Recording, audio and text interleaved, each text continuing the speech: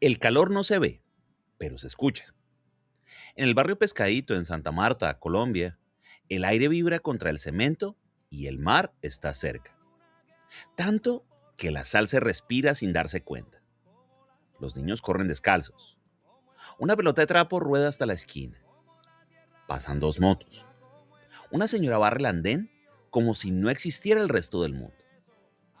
Allí hay una casa que no existía hace 15 años. Es una ludoteca. Colores vivos. Paredes que el salitre aún no ha desteñido. Adentro hay libros, hay instrumentos, hay computadoras. La construyó una fundación llamada Tras la Perla, creada por Carlos Vives y su esposa, Claudia Elena Vázquez. La casa ocupa el lugar de una ausencia. Antes no había nada, o quizás había olvido. De ese barrio salió Vives cuando tenía 12 años. Su familia se fracturó y la madre lo llevó a Bogotá. La arena de la playa donde jugaba fútbol quedó atrás. Esa arena gruesa, caliente, que se metía entre los dedos y se negaba a irse. Esa arena está en el origen de todo, pero también está en lo que se construye sobre ella, porque la misma materia que se deshace con el agua también sirve para levantar paredes. La ludoteca de Pescadito está hecha de esa contradicción.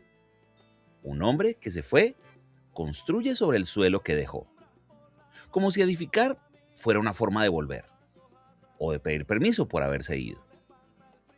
La pregunta que recorre la vida de Carlos Vives está contenida en esa casa sin necesidad de formularla en voz alta. ¿Se puede regresar al origen sin traicionarlo? ¿Se puede construir sobre la arena sin que el mar, tarde o temprano, reclame lo que le pertenece? El niño que jugaba en la playa ya no está, pero el hombre que volvió para levantar una ludoteca tampoco está del todo. Vive de gira, en aviones, en estudios de grabación. Su regreso es incompleto y tal vez por eso edifica, porque una casa se queda quieta, porque una casa no se va. Luis Aurelio Vives Echeverría era médico. Tenía una casa en Santa Marta y organizaba parrandas, donde llegaban los músicos. Leandro Díaz, Alejandro Durán, Rafael Escalona. Los invitaba el tío Rodrigo. El niño Carlos escuchaba desde un rincón, no en el centro de la fiesta, sino desde los bordes, desde ese lugar donde se aprende a observar antes que a participar. La madre se llamaba Araceli Restrepo. Tuvieron 4 hijos y Carlos fue el segundo. El padre quería que fuera médico y no era una imposición violenta, era simplemente una suposición, algo que se esperaba de un hijo varón. La medicina era una profesión respetable, la música era otra cosa, algo que hacían los campesinos que llegaban con sus acordeones polvorientos, algo que se escuchaba, se aplaudía y luego se dejaba ir. En 1973 los padres se separaron. Carlos tenía 12 años. La madre hizo las maletas. 4 hijos. Un viaje sin retorno. Bogotá estaba a 1000 kilómetros y a casi 3000 metros de altura. No era solo un cambio de casa, era un cambio de clima, de acento, de textura. En Santa Marta la ropa se pegaba al cuerpo. En Bogotá hacía falta una chaqueta solo para salir al patio. El aire era delgado. Las palabras sonaban más rápidas, más cortantes. El mar no existía. Allí, en la capital, descubrió el rock y lo puso a salvo del silencio. Por las noches, en la soledad de un cuarto prestado, sonaban los Beatles y Serrat y Silvio Rodríguez. Eran canciones de ciudad, no de provincia. Canciones que hablaban de escape y no de pertenencia. Ensayó la odontología y no duró. Se graduó de publicista en la Universidad Jorge Tadeo Lozano y por la noche cantaba en bares. La música seguía allí, pero no era la música de su padre. Era otra cosa. Era una manera de estar sin ser visto. Pero algo de aquella casa de Santa Marta permanecía. Un sedimento, como la arena que se cuela en los bolsillos y aparece semanas después, cuando uno ya se ha olvidado de la playa. Antes de que existiera el músico, existió el rostro. Durante varios años, Carlos Vives fue una presencia en la televisión colombiana. Primero, papeles breves. Luego, la telenovela que lo convirtió en la estrella local, Gallito Ramírez, en 1986. Después vinieron producciones en Puerto Rico. Se casó con Margarita Rosa de Francisco, la coprotagonista. Eran la pareja dorada de la pantalla y duraron un par de años. En 1986 lanzó su primer disco. Se llamaba Por Dentro, Por Fuera. Eran baladas pop en español. No funcionó. La voz todavía no encontraba su lugar. El rostro sí, pero la voz todavía no. Luego, en 1991, el director Sergio Cabrera le ofreció protagonizar Escalona. La serie contaba la vida de Rafael Escalona, el gran compositor vallenato. Vives inicialmente rechazó el papel. Le parecía una trampa, un regreso al lugar del que se había ido. Ponerse el sombrero de un juglar era ponerse el sombrero de su padre, de los músicos que llegaban a la casa, de una tradición que él había dejado detrás. Pero al final aceptó, y ese gesto, el de aceptar, lo cambió todo. Durante el rodaje recorrió los pueblos del Cesar y La Guajira. Durmió en hamacas. Escuchó a los viejos juglares contar historias que tenían décadas de existencia. Vio los caminos de tierra, las mochilas guayú, los atardeceres que no se parecen a los de la ciudad. Y algo empezó a moverse. No fue una revelación, fue un reconocimiento lento, como quien vuelve a oler un frasco de la infancia y descubre que la memoria del oído no ha caducado. Interpretar a Escalona fue ponerse una máscara para encontrarse a sí mismo. Vives no quería actuar la música, quería hacerla, pero no como la hacían los juglares que visitaban a su padre. Quería hacerla con las herramientas que Bogotá le había dado, con guitarras eléctricas, con la energía del rock. El rostro había encontrado la voz. O quizás la voz, después de tantos años, había recordado de dónde venía. En 1993, un sello pequeño llamado Sonolux apostó por él. Las grandes discográficas no entendían el proyecto. Un actor de telenovelas que quería cantar vallenato con guitarras eléctricas. Eso no encajaba en ninguna categoría. Era un problema de clasificación. Las emisoras no sabían en qué franja ponerlo. Las tiendas de discos no sabían en qué estante ubicarlo. El disco se llamó Clásicos de la Provincia y el primer sencillo fue La Gota Fría, un tema compuesto por Emiliano Zuleta en 1938. Una historia de rivalidad entre dos músicos. Una piqueria. Vives la tomó y la aceleró. Le metió bajo eléctrico, una batería que sonaba rock de estadio y coros que parecían salidos de otro hemisferio. El riesgo era inmenso. Si fracasaba, quedaba como el actor que quiso ser músico y no pudo. Si triunfaba, quedaba como el intruso que se metió en una fiesta que no era la suya. Las críticas llegaron rapidísimo. Lo acusaron de profanar el folclore, de convertir la música del Caribe colombiano en un producto de consumo. Y no eran solo voces académicas, eran también músicos tradicionales, periodistas, un sector del público que sentía que aquello era un despojo, que el acordeón no necesitaba guitarras eléctricas para sonar, que la parranda no necesitaba estadios para existir.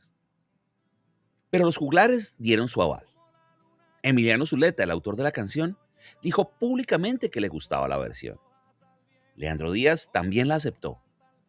Y si ellos, que eran la fuente, no veían un sacrilegio, ¿quién iba a poder reclamar? El disco vendió millones de copias. Ganó premios Billboard. Convirtió a Vives en el rostro internacional del vallenato. Pero había algo extraño en esa consagración. Un samario que creció escuchando rock en Bogotá, que debutó con baladas pop, se convertía en el mayor embajador de la música tradicional colombiana. La arena se había colado entre los dedos de todos. Ya nadie podía sujetarla. El sello musical de Carlos Vives se llama Gaira Música Local. Gaira es un homenaje a los músicos campesinos que llegaban a la casa del padre. Lo local es una declaración. Lo que nace del suelo, lo que no se importa. Su banda se llama La Provincia. La Provincia, con artículo definido, como si fuera un territorio concreto. Pero no lo es. Es un espacio construido, mitad memoria, mitad deseo. En un ensayo de La Provincia podían convivir cosas que antes parecían separadas. Un acordeón al frente, una guitarra eléctrica empujando desde atrás, una batería marcando el pulso de una canción campesina, como si fuera rock de carretera. Allí estaba la provincia de Carlos Vives, no en el mapa, sino en la mezcla. En esa provincia suenan el vallenato y la champeta, el porro, el rock, el pop, el danzó. Todos los sonidos que su biografía ha atravesado conviven sin pedir permiso. No es un lugar de pureza, es un lugar de mezcla. Esta operación tiene un costo. Al convertir la tradición en algo que puede viajar por el mundo, Vive se mueve en un territorio incierto. Hay quienes dicen que despolitizó una música que era vehículo de memoria campesina, que la hizo digerible para un público urbano que no entiende del todo las letras ni el contexto. Hay quienes responden que la salvó del museo, que sin él, el vallenato había quedado reducido a emisoras regionales. El debate no es nuevo. Atraviesa toda la historia de la música popular del siglo XX en Colombia. Pero en el caso de Vives, este debate tiene una textura distinta. Porque él no es un músico de ciudad que descubre el folclore como quien descubre una especie exótica. Es alguien que se fue, absorbió otros lenguajes y luego regresó. Solo que no regresó al lugar real. Regresó a un lugar que él mismo tuvo que reconstruir para poder habitarlo. Hay algo que Carlos Vives hace y que los cantantes de vallenato tradicional definitivamente no hacen. Se mueve, salta, suda, patea un balón imaginario, le lanza besos a una señora de la tercera fila, se ríe con los músicos como si el concierto fuera una parranda y el público un invitado más. El vestuario es lo primero que rompe la etiqueta. Vives no usa frecuentemente sombrero vuelteado ni pantalón de lino blanco. Usa bermudas deshilachadas, camisetas de algodón, sandalias. El pelo largo le cae sobre los hombros. Un periódico de Miami lo describió en 2001 con estas palabras: exudando dulzura, más que lívido. Es más probable que brinque por el escenario con camiseta, sandalias y pantalones cortos. El vallenato tradicional tiene una puesta en escena contenida. Los músicos se sientan y el cantante apenas se balancea. La emoción está en la voz, no en el gesto. Vives hace todo lo contrario. Su cuerpo es un manifiesto y dice: esto también puede ser vallenato. Esto también es Colombia. Esto también es legítimo.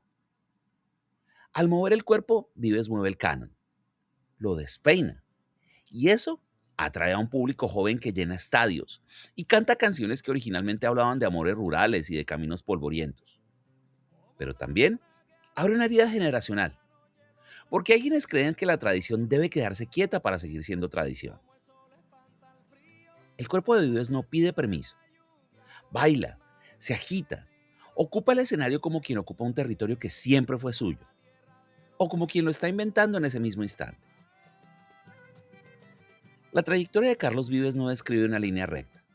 Es una sucesión de picos y valles, de presencias y desapariciones. Después del éxito de clásicos de la provincia vino La Tierra del Olvido, en 1995, y funcionó, pero luego empezó un declive lento. Cambios de disquera, discos que no encontraban su lugar. La industria latina empezaba a girar hacia el reggaetón y el pop urbano.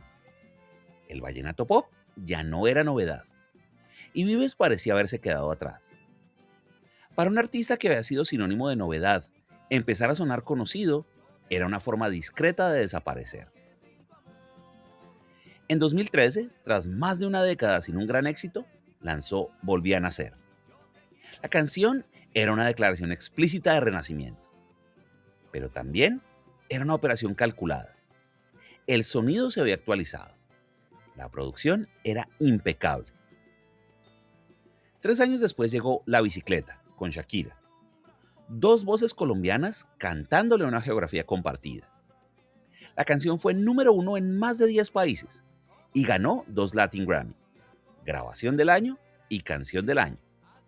Vives volvía a estar en el centro. En 2024, la Academia Latina de la Grabación lo nombró Persona del Año.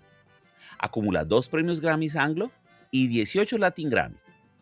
Las cifras son contundentes, pero lo que cuentan no es una historia de éxito, es una historia de resistencia. Ese ciclo de auge y repliegue, de silencio y regreso, refleja el ritmo de una industria que necesita devorar la tradición para renovarse. Vives parece haberlo entendido. No lucha contra ese movimiento, lo navega, como la arena que la marea arrastra mar adentro y luego devuelve a la orilla, con una forma ligeramente distinta cada vez, pero siempre arena al fin. A pocos kilómetros de Santa Marta hay comunidades que viven sobre el agua. Sus casas se sostienen sobre palafitos, troncos hundidos en la ciénaga grande. Allí la vida flota, pero el agua que rodea a esas familias no se puede beber. No sirve para cocinar, no sirve para lavar.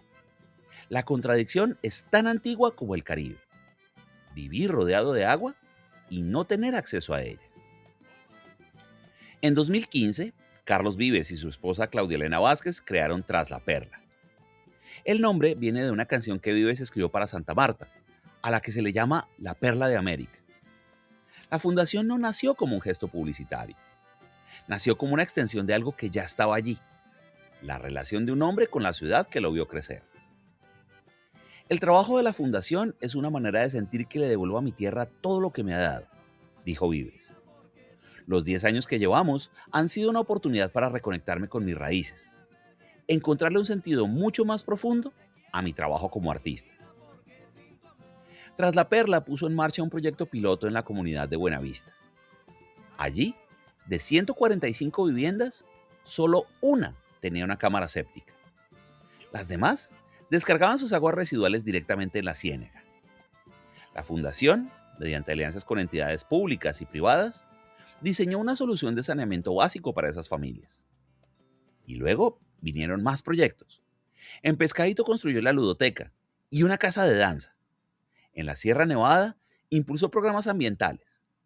Con los años, esas alianzas se convirtieron en programas, viviendas, espacios culturales y más proyectos ambientales. Las cifras hablan de miles de beneficiarios, pero la imagen más simple sigue siendo la misma. Una casa donde antes había abandono. Pero Tras la Perla no es solo una fundación que construye, es también una manera de estar. También está la Escuela de Música Río Grande, en Bogotá. También está el sello Gaira, música local, que impulsa nuevos talentos. Y también está el apoyo a la Fundación Cultural Latin Grammy. No hay manifiestos, no hay proclamas, hay edificaciones, hay becas, hay estudios de grabación abiertos. Una presencia constante que no necesita subrayarse. Quizás por eso la etiqueta de activista le queda incómoda y Vives no la usa. Lo suyo parece algo más simple. Alguien que se fue, que triunfó y que un día decidió que el éxito también podía servir para que otros tuvieran agua potable. No todo ha sido consenso. La trayectoria de Carlos Vives está atravesada por tensiones que no se resuelven con premios ni con cifras de ventas. Está la tensión con los puristas del folclore. Desde 1993, cuando lanzó La Gota Fría, una parte del mundo vallenato lo mira con recelo. Lo acusan de haber despolitizado una música que era vehículo de memoria campesina, de haberla vuelto digerible para un público urbano que no entendía ni el contexto ni las letras, de haber cambiado el acordeón por la guitarra eléctrica y la parranda por el estadio. Está la tensión política.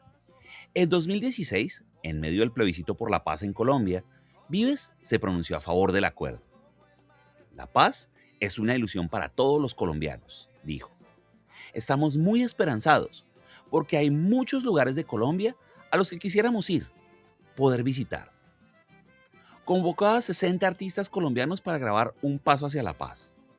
Llamó a Juanes, a Shakira, a músicos de vallenato, salsa y hip hop. Nos metimos todos en un estudio y la grabamos, contó. Pero hacer un llamado a la paz en un país polarizado tiene un costo, y Vives lo sabía. Durante años intentó mantener su discurso alejado de la política explícita. Es complicado, porque cantas para todos, dijo en una entrevista. Está la tensión de la imagen pública en tiempos de desinformación. En octubre del 2025 circuló en redes sociales un video con una supuesta canción de Carlos Vives celebrando la absolución del expresidente Álvaro Uribe. El audio era falso, generado con inteligencia artificial. Pero la desinformación se viralizó antes de que pudiera ser desmentida. Vives no respondió a ese episodio concreto, pero su forma de evitar la controversia es muy reveladora. Avanza sin pedir permiso, pero también sin romper los puentes. No es un provocador, no es un polemista, es alguien que ocupa un espacio incómodo y aprende a permanecer allí. En 2024, la Academia Latina de la Grabación nombró a Carlos Vives la Persona del Año. Destacó sus más de 3 décadas de carrera, sus 18 Latin Grammy, sus 2 Grammys Anglo, los millones de reproducciones en plataformas digitales, los 20 millones de álbumes vendidos. Pero el legado de Carlos Vives no se mide solo en premios. Se mide en una pregunta que su trayectoria deja abierta. ¿Qué sucede cuando una tradición entra al lenguaje del mercado global? ¿Se fortalece o se diluye? ¿Se salva del museo o se vacía de sentido? Vives no ofrece una respuesta cerrada. Su obra es la respuesta. Y esa obra es ambigua, como lo es cualquier intento de traducir una cultura local a un idioma que el mundo entero pueda entender. Construyó una escuela de música, un sello discográfico, una fundación que transforma vidas en el Caribe colombiano. También generó críticas que lo señalan como el arquitecto de una provincia de fantasía, diseñada para el consumo global. El debate no se va a resolver, y quizás no tenga que resolverse, porque una tradición que no se discute es una tradición muerta. Una tradición que no se transforma es una pieza de museo. Y Vives lo sabe. No lucha contra la paradoja, la habita. Julio del 2025. Santa Marta cumple 500 años.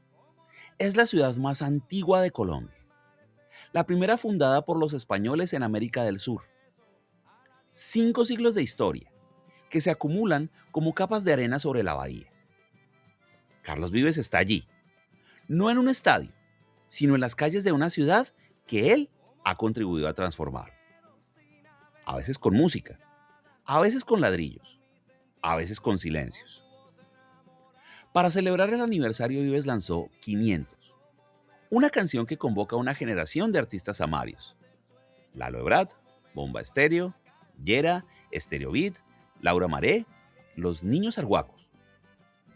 Un himno que mezcla pop, afrobeat, ritmos urbanos, porro, tradición samaria y sonidos indígenas. Un acto de reconciliación con la ciudad, con la historia, con la memoria de los que ya no están. El niño que jugaba fútbol en la playa de Pescadito ya no existe.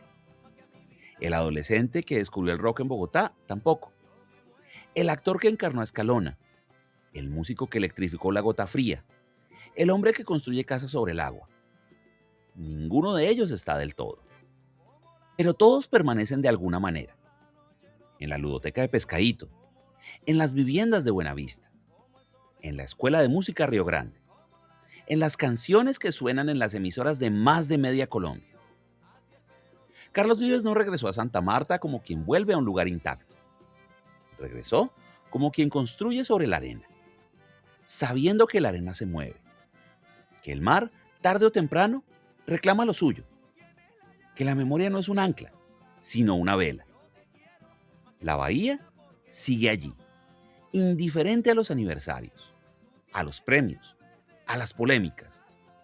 El agua sube, la arena cede, y la ciudad, perla de América, sigue flotando entre lo que fue y lo que todavía no termina de ser. Gracias.